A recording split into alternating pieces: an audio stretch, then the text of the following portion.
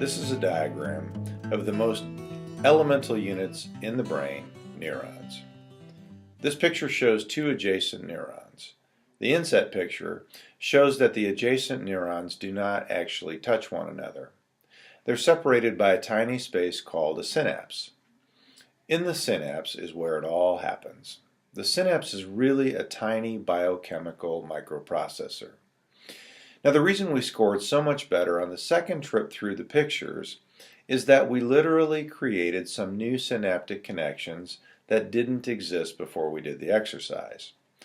Through the process of showing you the two pictures of each item, we literally created some new synaptic connections that linked the two pictures and formed a meaningful connection between the two, probably close to 1 million of them. Each time we view those pictures, a new set of synapses link together to create a distinct memory. Each time the neurons are fired, neurotrophins are released, causing more dendrites to sprout from the neurons that are involved, ready to link and create more synapses. In this way, the network becomes stronger and stronger with each passing exposure. This process occurs each and every time we fire a thought, even if it's a thought that we've thought many times. The bottom line is that every single thought counts. They're cumulative. We fire the same neurons, but we're connecting tens of thousands of new synapses. Thoughts create actual matter. They take up space. They have mass. So, not only do thoughts matter, they are matter. And this process is known as neuroplasticity. This is an actual MRI image of some neurons, the very reason that we can now say with certainty that neuroplasticity is happening is because we can take pictures of them and watch them in action. This has only been available for about the past 2 decades. With the advent of CAT scans, PET scans, and functional MRIs, we can now peer into the brain. And we've only had the computing power to run these machines for a relatively short period of time. Now, this slide is the first in a series of slides that show how changes happen at the neurobiological level in the brain. This slide represents one neuron connecting to an adjacent neuron, the lone yellow line indicated by the red arrow. Now, for the purpose of this presentation, we're going to have this drawing represent one thought. In reality, a thought creates tens of thousands of these connections, but for simplicity's sake, this will represent one thought. And we're going to make this our default thought, which will be, a messy house means I'm lazy. I'm not a very good mom. Now, I chose this default thought because of how I'm interpreting our theme for this year, a beautiful mess. Now, as new thoughts occur, dendrites grow and form, forming new connections with adjacent neurons. Each new connection, again, forms tens of thousands of these new synapses. Scientists calculate that we think about 100,000 thoughts a day. That's about 104 per minute. Pretty big number. And throughout the course of a day, a week, or a lifetime, that really starts to add up. A typical healthy brain houses some 100 billion nerve cells, which are connected to one another via hundreds of trillions of synapses. The adult human brain is estimated to contain the capacity to form up to 500 trillion synapses. A single human brain has more microswitches than all the computers and all the routers on the face of the earth combined, just to put that in perspective. That's a staggering amount of thought. And by the time we're done with this presentation, each of us will have created several million new synapses just to process, catalog, and remember all this new information. That's a lot of cognitive horsepower. But unfortunately, most of us are doing very little to control it. If we're going to change our thinking, we need to get really good at controlling this process. On this slide, the red arrow indicates where a distinct pathway is beginning to form as a thought or a set of thoughts is repeated. It could be one dominant thought that's repeated time and time again, or a combination of thoughts, a thought pattern. We will call this thought pathway a perspective. Now let's say this perspective is, a messy house means I'm a lazy mom. I must not be doing something right. Other moms somehow manage to keep their houses tidy and orderly. What's the matter with me?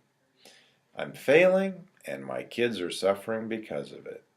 Let's just face it. As a mother, I'm just a big failure.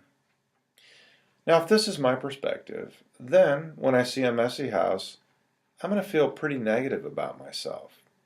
And each time I think this way, I'm strengthening this perspective one thought at a time. Over time, this repeated thought pattern establishes what we call a default perspective. We now have this default perspective that practically ensures that we will continue to see our homes and/or our lives as just a big mess. So, how can we change this? Well, on this slide, we see the yellow line which represents the pre-existing default perspective, my life is a mess, and a new red line, which we're going to designate as our new perspective, and we'll call it my life is beautiful. In order to change a perspective from seeing something as messy to seeing something as beautiful, we have to begin by creating a new set of thoughts that are 180 degrees out of phase with the thoughts that are pre-existing. The new thoughts that create the new perspective have to be mutually exclusive in nature to the pre-existing thoughts. By this we mean that it has to be either or, but not both. We cannot possibly believe that our lives are a mess and that they are beautiful at the same time. It has to be either or. That's how the brain really works.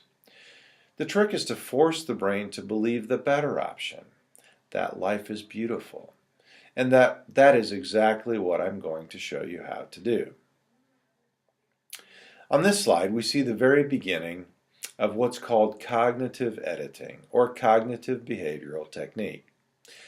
The lone red line in this slide indicates a target thought, the thought we would like to be thinking, instead of that normal default thought. Notice the mutually exclusive nature of this new thought, such as, a mess is a beautiful thing. A messy house means I am busy doing all the other things that a mom does. I'm doing a great job of being a mom. Maybe an average job of keeping things orderly, but I can't be 100% at both. Nobody can do that. Other moms are doing the same thing I am. I just don't see it because I only get to see what they want me to see. There's absolutely nothing wrong with me. I'm thriving, and my kids are thriving too. Let's face it, as a mother, I'm pretty darn good. As an organizer, maybe I'm just average. Now this new thought, or set of thoughts, has a very weak signal compared to the default thought. It's important to note that logic and intellect do not overpower physics. Most thought is still going to be channeled down the old default pathway. That's how our brains really work. They follow paths of least resistance. It's physics, the law of physics. But as we keep repeating the new thought, the new circuit does begin to grow. Now this is achieved by actually focusing on the new thought. Remember, each time we think a new thought, our brains secrete neurotrophins to stimulate new growth of this, what we'll call the red circuit, the new circuit. It literally has to be practiced over and over again. Now it's important to understand that we don't have to believe the new thought or new perspective to begin creating it. In fact, we typically won't believe it at first. The idea of seeing a mess as something beautiful is simply foreign to the brain.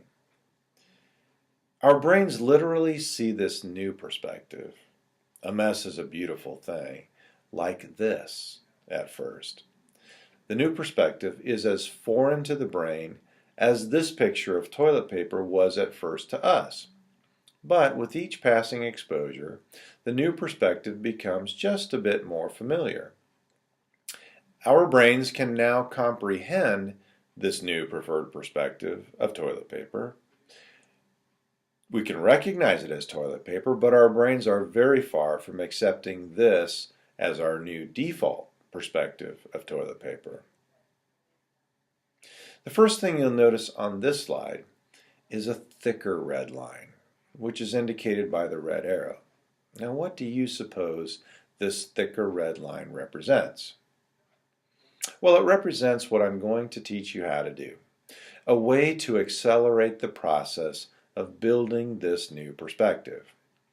Fortunately, we do have a way to catch up to that yellow circuit, that old default. The key is to create a greater number of synapses with each passing thought. And this is achieved by loading this red circuit into the brain, the new circuit, in innovative and powerful ways that increase the signal strength by utilizing the brain's own most powerful hardware. Writing a preferred thought requires at least 10 times the number of synapses as thinking it alone. Why? Well, we must engage every lobe of the cerebral cortex in the effort of completing a written thought. In addition to thinking, we must engage language skills, that's huge, fine and large motor skills, sensory input, visual input. Wow, the number of synapses required to put a written thought together is just simply exponentially greater than thinking that thought. But we're not going to stop there. We're also going to employ the assistance of the brain's auditory processing and visual processing hardware. They are built into the system. And there's also another thing built into the system. It's called the reticular activating system. And we can use that also to amplify the input.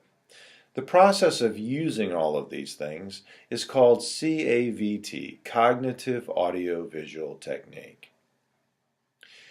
Now, even when we make use of CAVT to increase the effort exponentially, we still have to contend with a rather large number of repetitions to catch up to that yellow circuit. Chalk that up to physics. But, lest we be too quick to load the system, stop and think about it. You really wouldn't want it any other way.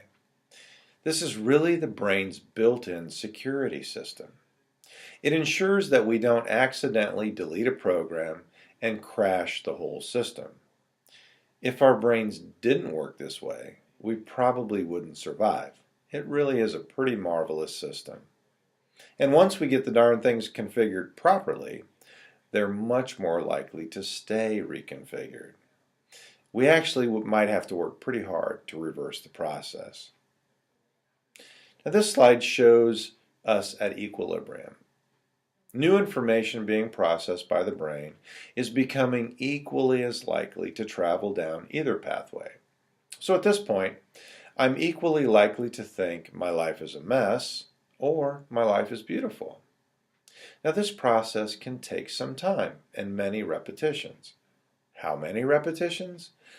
Well, it really depends on how many times we've thought of our lives or our situations as messy. It's directly proportional to the number of negative thoughts that support us being a mess, or our lives being a mess, or our homes being a mess. Malcolm Gladwell, in his book Outliers, posits that it takes about 10,000 repetitions to become an expert at something.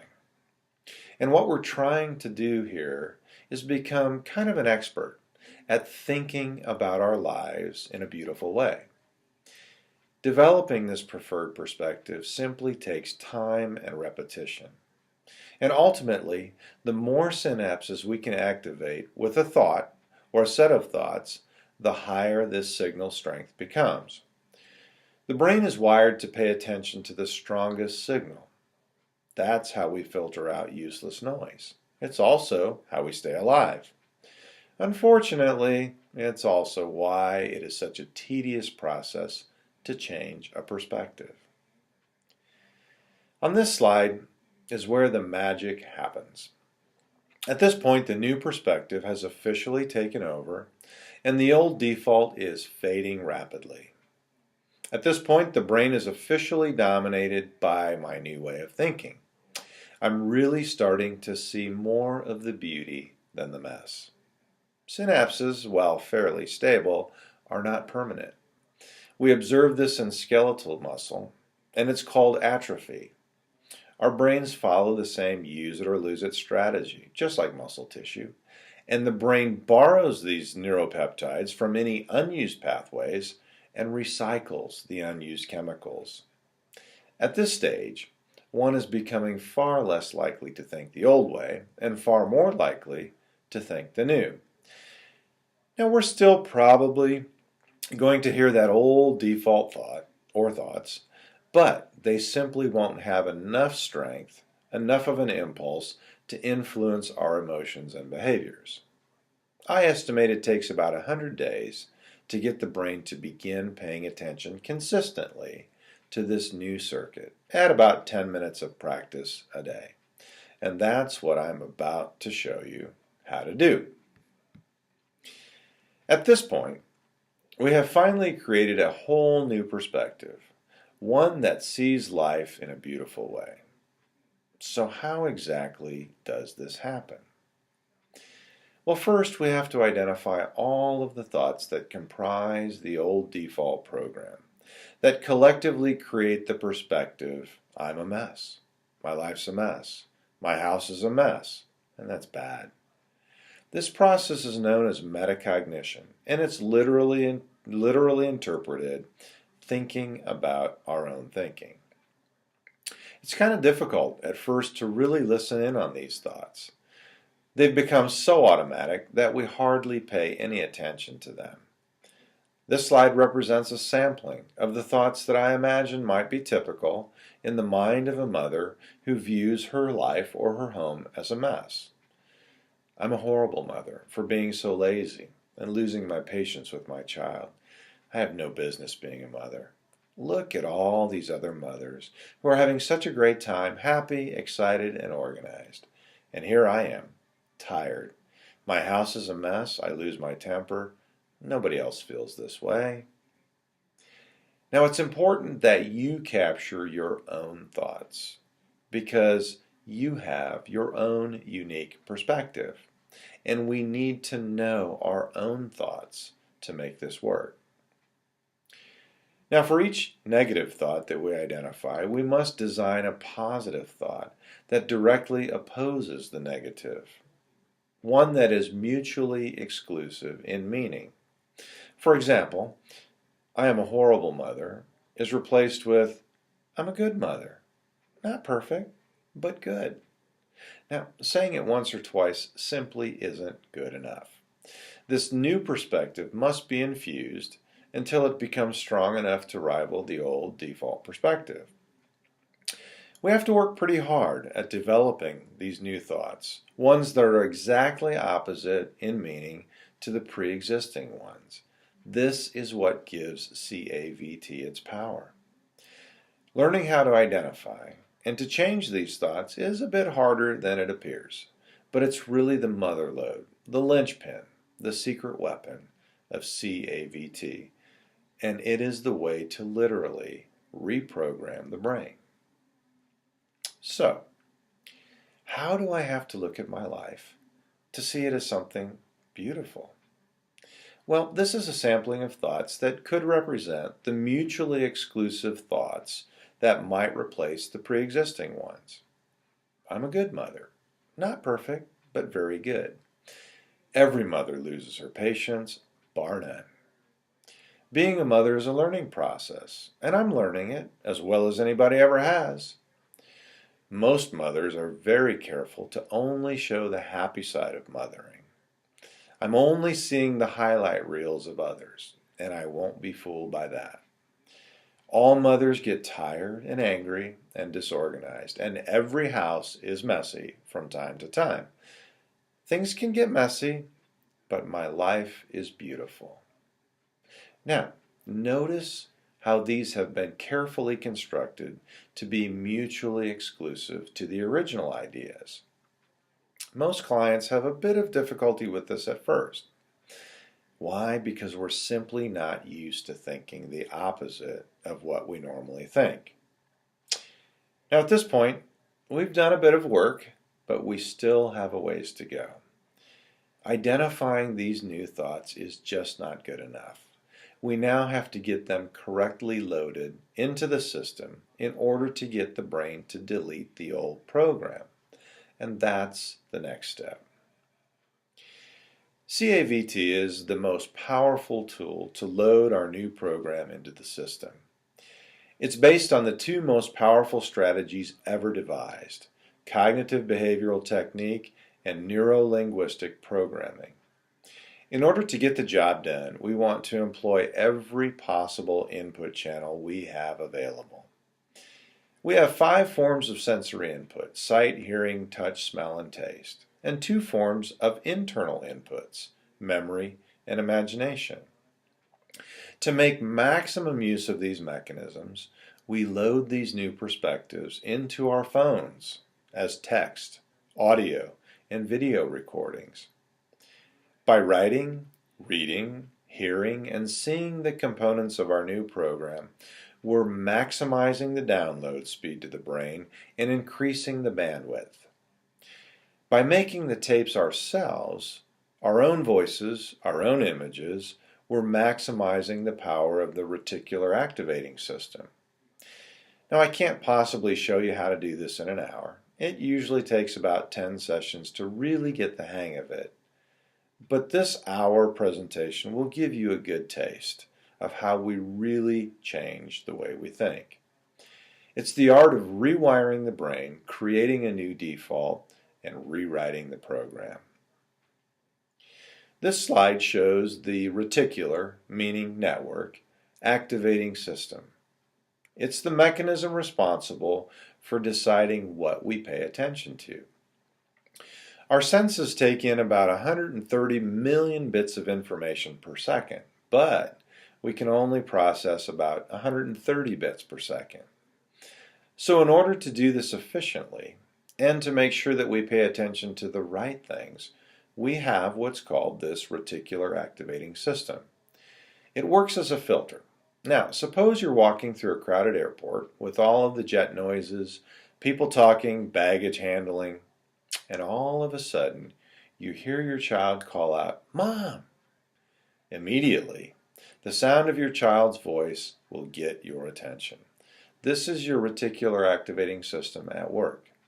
It automatically focuses on what sounds or what sights we need to pay attention to. Now, as it turns out, we pay the most attention to our own voice and our own image. If you see a picture of a group of people and you're in that picture, your eyes will track to you first and you most often. Likewise, if you hear your own voice amongst a group of people talking, you will immediately pick out and pay attention to your own voice. This only makes sense because we've heard our own voice and seen our own images more often than we've seen anybody else's.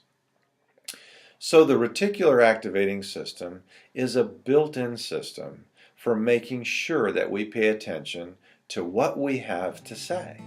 And we can use this system in a powerful way to reprogram our own perspective.